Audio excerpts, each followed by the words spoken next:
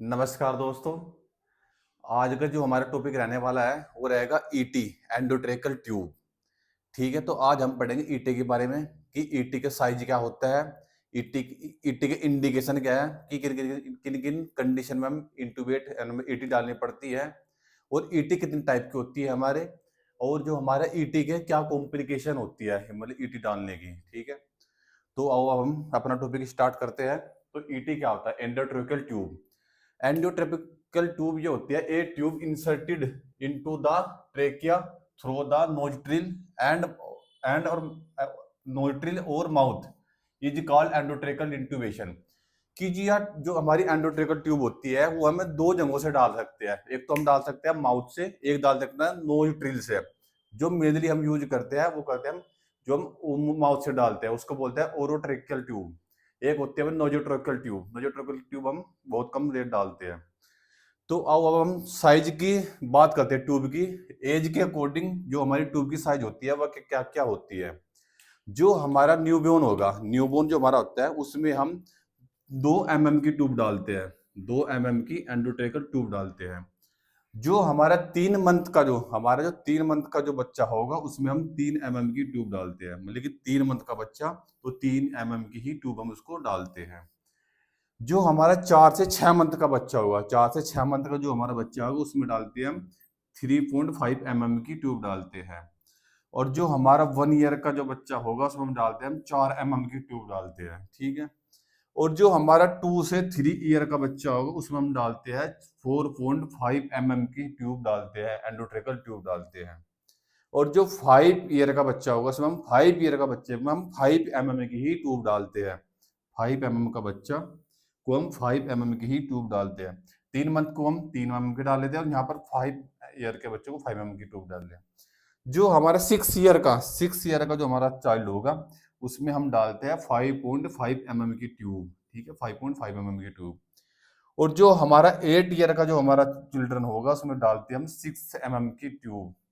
और जो हमारा 10 ईयर का बच्चा होगा, 10 ईयर का बच्चा होगा उसमें हम डालते हैं 6.5 mm की ट्यूब, 6.5 mm की ट्यूब। और जो हमारा 11 से 16 ईयर का जो चिल्ड्रन होगा उसमें हम डालते हैं 7 mm की ट्यूब। और जो अडल्ट फीमेल होती है उसमें डालते हैं हम 7.5 से लगा के 8 mm की ट्यूब। जो हाँ अडल्ट होता है, अडल्ट मेल में हम डालते हैं 8 से लगा कर 8.5 mm।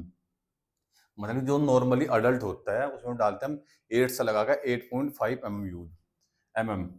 और जो लार्ज लार्ज मतलब कि जो हैवी वेटेड फीमेल है उसमें हम डालते हैं 9 mm की ट्यूब। जो लार्ज लार्ज फीमेल है तो उसमें हम डालते हैं 9 mm की ट्यूब। और जो लार्ज मेल है उसमें हम डालते हैं 10 mm की ट्यूब। जो मेनली अडल्ट होता है उसमें मैक्सिमम हम यूज करते हैं 8 mm की ट्यूब। ठीक है, मेनली जो हम करते हैं 8 mm की ट्यूब। तो ठीक है, तो ये हमारा साइज के बारे में बात हुई, ईटी ट्यूब के क्या क्या साइज होते हैं, और किस एज के अकॉर्डिंग हम कौन सी कितनी की ट्यूब हम उसको डालते हैं। ठीक है, तो अब हम पढ़ेंगे टाइप के बारे में बात। जो ईटी ट्यूब होती है हमारी वो कितने टाइप की होती है। ठीक है, ये साइज हो गया। साइज के बाद हम पढ़ेंगे टाइप के, type of ET tube.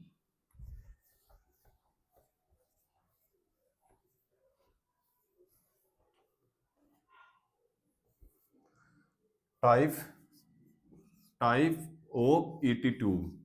ET tube, तो ईटी ट्यूब जो हमारी होती है वो दो टाइप की होती है। एक तो होती है हमारी नाजोट्रेकियल ट्यूब, नेजोट्रेकियल नेजोट्रेकियल ट्यूब।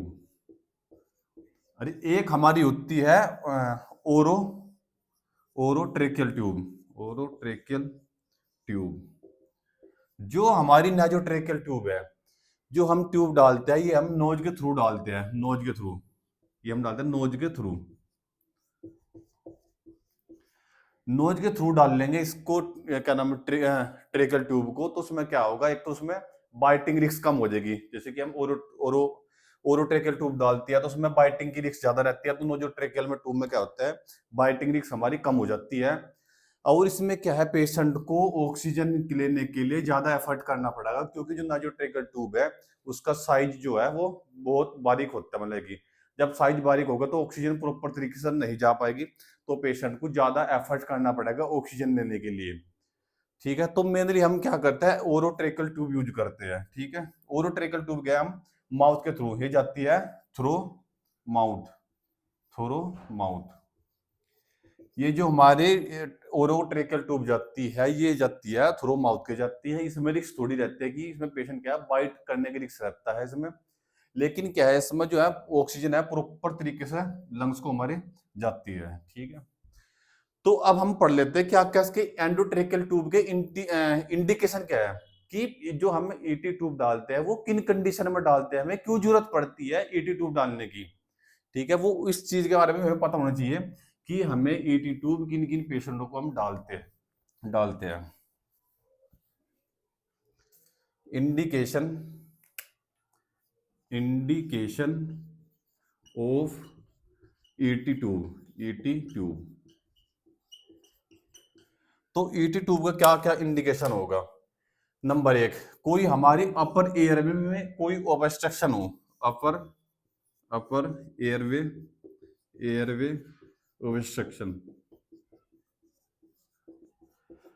हमारा जो अपर एयरवे है, जैसे हमारा अपर एयरवे चल जाता है, नोज से चल जाता है, नोज से लगा के हमारे होता है क्या, एल वाले तक का जो हमारे एयरवे होता है वो पूरा कंप्लीट होता है। जो हमारा अपर टाइप का जो एयरवे होता है, जिसमें कोई ऑब्स्ट्रक्शन हो, तो ट्यूब डालने के में ईटी ट्यूब डालने की जरूरत पड़ती है, क्योंकि पेशेंट को सांस लेने के लिए प्रॉपर वहां स्पेस चाहिए। वहां ऑब्स्ट्रक्शन होगी तो उसे ऑक्सीजन नहीं मिलने की, तब उसमें क्या करेंगे, ईटी ट्यूब डाल देंगे। और वो ऑब्स्ट्रक्शन किस वजह से हो सकती है, ड्यू टू कोई ट्यूमर, ड्यू टू ट्यूमर, कोई ट्यूमर वगैरह हो, या कोई ट्रोमा वगैरह हो गया हो, कोई एक्सीडेंटल ट्रोमा होगा हो, तो वहां पर ईटी ट्यूब डालने की जरूरत पड़ती है।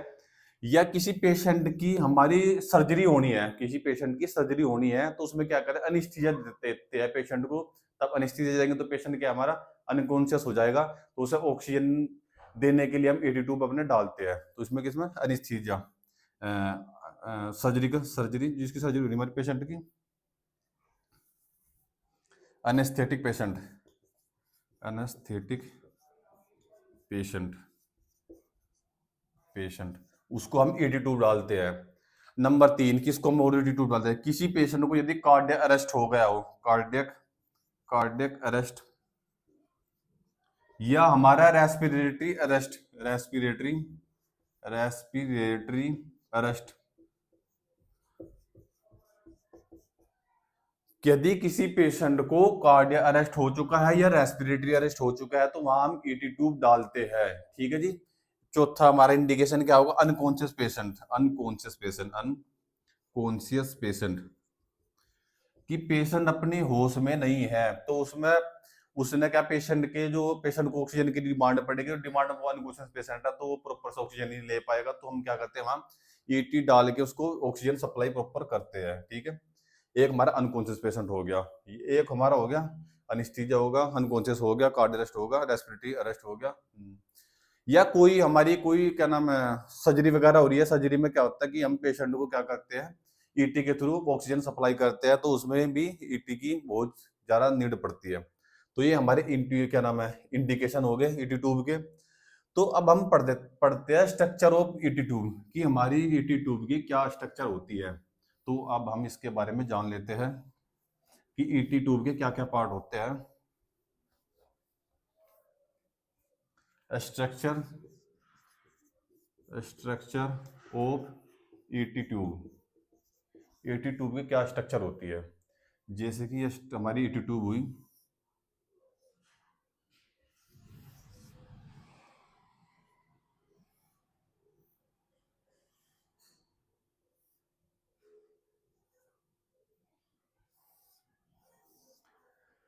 तो जैसे कि ये हमारी ईटी ट्यूब है, ईटी ट्यूब, तो जो आउटर साइड होता है इसके बोलते हैं कनेक्टर, कनेक्टर।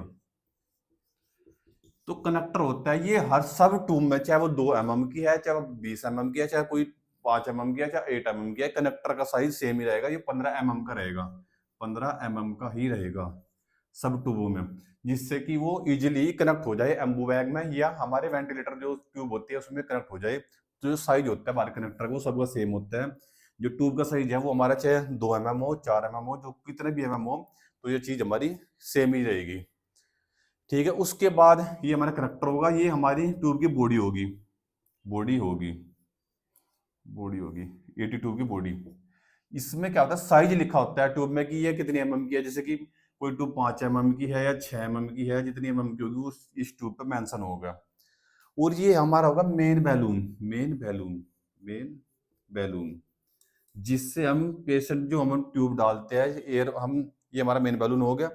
हम जो पायलट बैलून से हम जो एयर डालते हैं मेन बैलून में, तो ये क्या करता है, मेन बैलून का काम क्या है कि पेशेंट की जो ट्यूब हमें डाली है उसको होल्ड करके रखेगा, कि ऑक्सीजन हम जैसे जैसे पेशेंट को यहाँ से ऑक्सीजन जाएगी तो बैक फ्लो होने से ये मेन बैलून रुकेगा, और एस्पिरेशन एस्पिरेशन की भी रिस्क इसमें बहुत कम रहेगी। ठीक है, तो ये हमारा मेन बैलून का काम हो गया। और ये हमारा होगा pilot balloon, pilot pilot balloon. Pilot balloon का काम क्या है, हम बाहर से एयर देते हैं तो एयर वो हमारे जाती है मेन बैलून में जाती है, और मेन बैलून क्या करेगा, ट्यूब को अपना होल्ड करके रखेगा, वहीं पर अपना होल्ड रखेगा। और एक छोटी सी स्ट्रक्चर यहाँ होती है मर्फी आई, मर्फी मर्फी आई। इस मर्फी आई का क्या काम होता है, बाय चांस जो हमारी मेन ट्यूब का यहाँ सामने होल है, वो बाय चांस कहीं ओवरसेक्शन वगैरह होगी, इसमें ओवरसेक्शन वगैरह होगी, यहाँ भर गया, तो मर्फी आई का क्या है, मर्फी आई के थ्रू यहाँ से ऑक्सीजन अपना जाती रहेगी मर्फी आई में से। ठीक है, तो ये हमारा मर्फी आई का काम हो गया। तो ये हमारी जो पूरी है पूरी ट्यूब का पार्ट हो गया, क्या क्या हमारी ईटी ट्यूब के पार्ट होते हैं। हमें क्या क्या पढ़ा, तो पढ़ा कनेक्टर पढ़ा, एक इसकी मेन बॉडी पढ़ी, ये हमारा मेन बैलून हो गया, ये हमारा मर्फी आई होगी, ये हमारे पायलट बैलून होगा। और आज एक इंडिकेशन हो रहा है ईटी ट्यूब का, जो पेशेंट को अंदर कहीं ओब्स्ट्रक्शन वगैरह हो रखी है ना, क्या नाम, सॉरी सेक्रेशन है अंदर, तो सेक्रेशन निकालने में भी ईटी ट्यूब का हम इस्तेमाल करते हैं। ठीक है जी, ये हमारा इंडिकेशन होगा। या किसी पेशेंट को हमें एयरवे देनी है, मतलब कि हवा देनी है, तो उसमें भी हम ईटी ट्यूब का ही इस्तेमाल करते हैं। ठीक है, तो ये हमारे पार्ट हो गए ईटी ट्यूब के। ठीक है जी, अब इसका क्या चक्कर है, इसमें जो हम ईटी ट्यूब जो पढ़ते हैं, अब इसके बाद हम पढ़ेंगे इसके कीवर्ड्स, इसके क्या क्या कीवर्ड्स होते हैं ईटी ट्यूब के।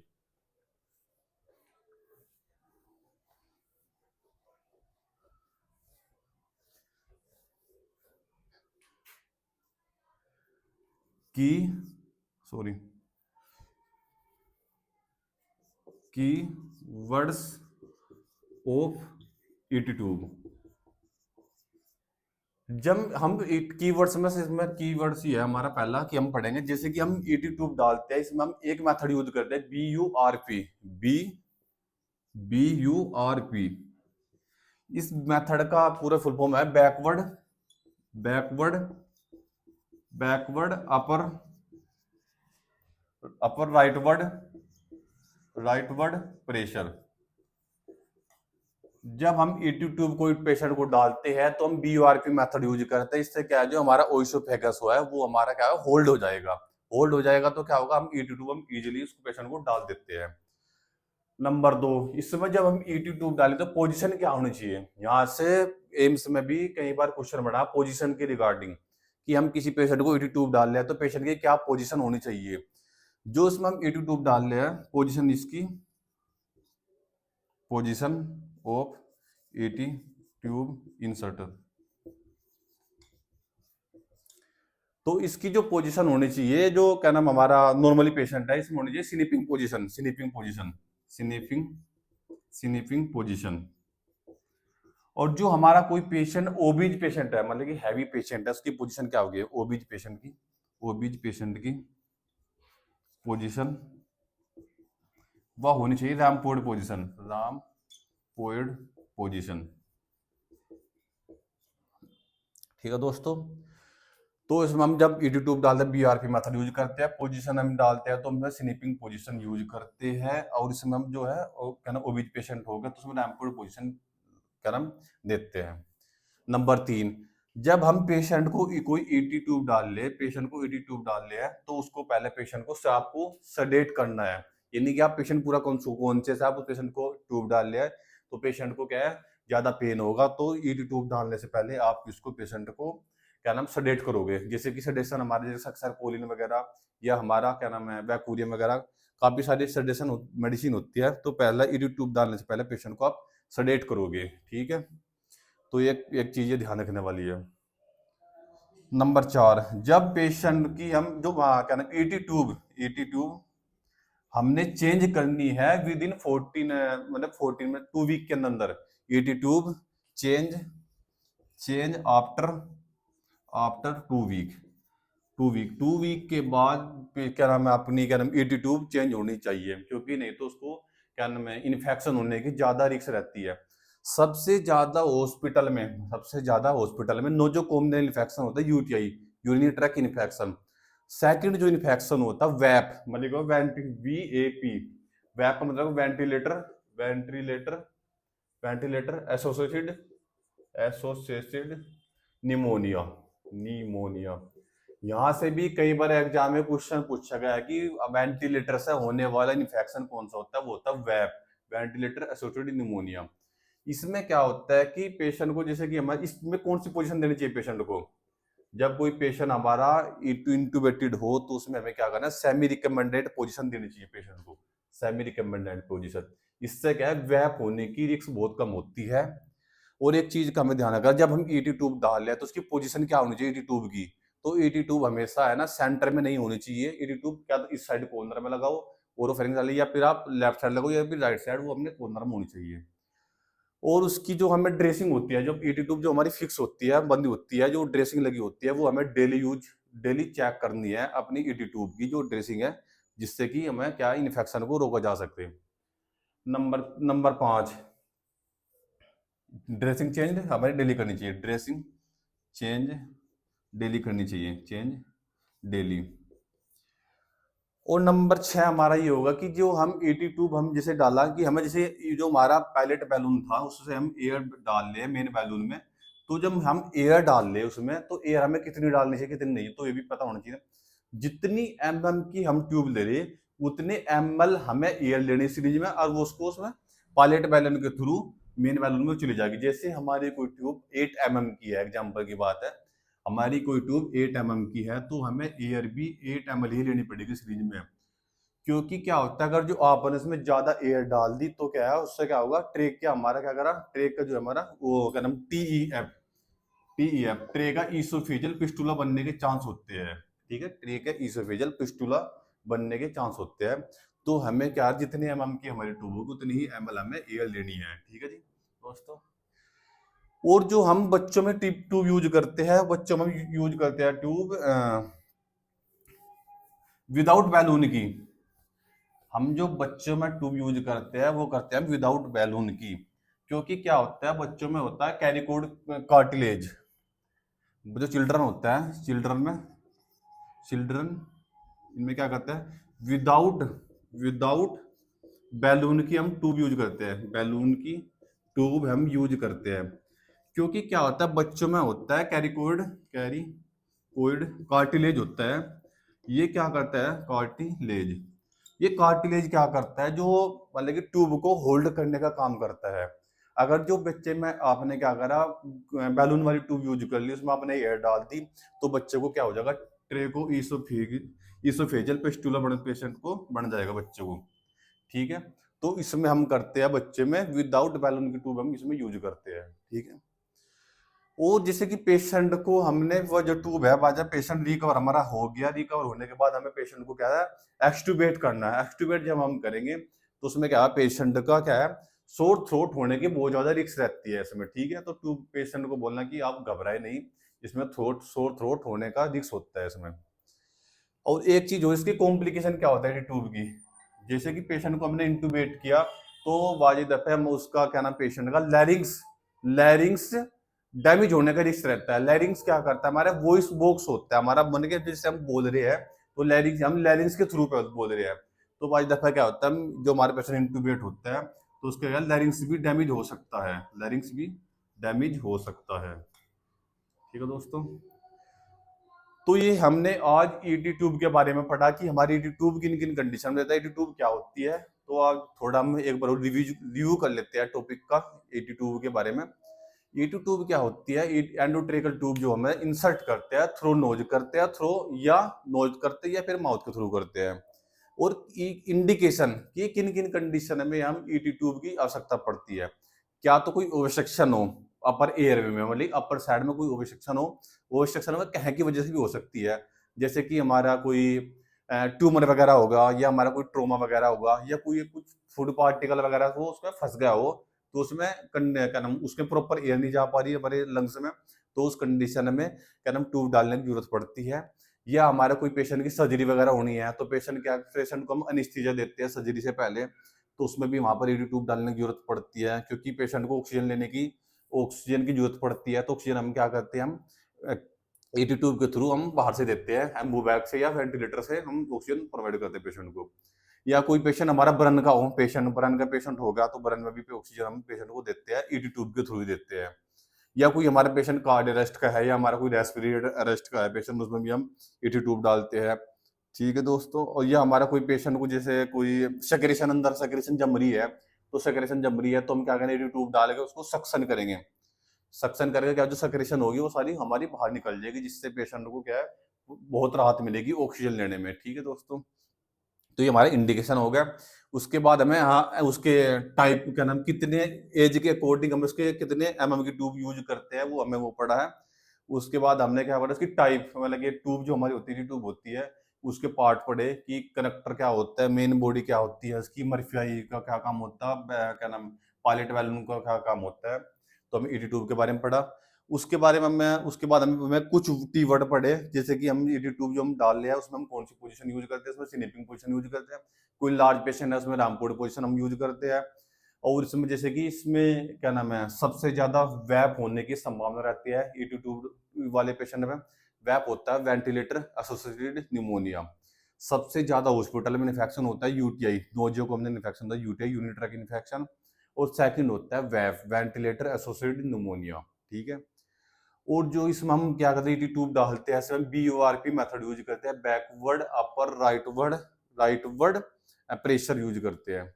और जो इसका प्रेशर होता है ये होता है 20 से 30 है, 20 से 30 प्रेशर जो उसका होता है ट्यूब का प्रेशर उसमें होता है 20 से 30 सेंटीमीटर H2 उसका प्रेशर होता है। ठीक है, और जो हमारा जो क्या नाम कनेक्टर होता है वो सबका सेम होता है, वो 15 mm का होता है, चाहे वो ट्यूब 2 mm की है, चाहे 4 mm की है, चाहे वो 10 mm की है, कितनी mm की उसका कनेक्टर का साइज सेम ही होगा। और मर्फियाई का काम क्या है कि मर्फियाई जो ट्यूब में होती है वो क्या करती है, बाई चांस ओवरस्ट्रक्शन मेन ट्यूब जाके से ओवरस्ट्रक्शन हो जाए तो क्या है साइड से मर्फियाई से एयर अपने उसकी आती है जाती रहेगी। ठीक है, तो मर्फियाई का काम हो गया। और क्या होता है इसमें जो हम बच्चों में है, बच्चों में विदाउट बैलून की हम ट्यूब यूज करता है, क्योंकि क्या होता है वो क्या होता है ट्रेको ईसोफेगस फिस्टुला होने के इसके चांस रहते हैं। तो उसको बचाने के लिए हम बच्चों में क्या करते हैं विदाउट बैलून यूज करते हैं, क्योंकि बच्चों में कैरिकोइड कार्टिलेज होता है। ये भी क्वेश्चन कई बार एग्जाम में आया हुआ है कि बच्चे में हम कौन सी ट्यूब यूज करते हैं, तो उसमें करते हैं कैरिको क्या नाम है विदाउट बैलून की। और एक चीज हमेशा ध्यान रखना, जब आप पेशेंट को इंटूबेट कर रहे हैं, मतलब कि पेशेंट को ईटी ट्यूब डाल लिया है, तो जो हमारा लंग्स होता है जैसे कि हमारा ट्रेकिया हुआ, ट्रेके से हमारा जैसे कि यहाँ ब्रोंकी बनी, तो यहाँ पर जो हम ट्यूब ईटी ट्यूब डाल ली तो वो है जो ट्यूब है वो 1 से 2 इंच अबव होनी चाहिए कैरिना, जो हमारी कैरिना है कैरिना से 1 से 2 इंच अपर होनी चाहिए। क्योंकि बाई चांस आपने हाथ डाल दिया उसको, एक तो इंजरी होने के ज्यादा चांस रहेंगे, एक उसको प्रॉपर लंग्स में एयर नहीं मिल पाने की, क्योंकि जो हमारा राइट लंग्स होता है उसकी ब्रोंकियल्स होती है उसका डायमीटर ज्यादा है। बाई चांस आप वो ट्यूब से रख कर इधर जा ली तो लेफ्ट लंग्स को क्या नाम एयर मिल रही, राइट राइट को उसको एयर मिल लिया। तो हमेशा ध्यान रखना, तो उसको 1 से 2 इंच कैरिना से हमें ऊपर रखना है। वो आप ट्यूब आपने डाल लिया तो आप इसको कैसे कंफर्म करोगे कि आप वो ट्रेकिया में या ओइसोफेगस में है? तो उसका सबसे बेस्ट कंफर्म जो होता है वो होता है एक्सरे के द्वारा। एक्सरे के द्वारा हम कंफर्म करते हैं पोजीशन को ईडी ट्यूब की, एक्सरे के द्वारा confirm position of ET tube.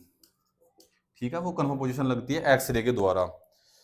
और जो क्या नाम है इसके बाद हमने पढ़ा एक्सरे की पोजीशन के द्वारा बाद, और इसके बाद क्या नाम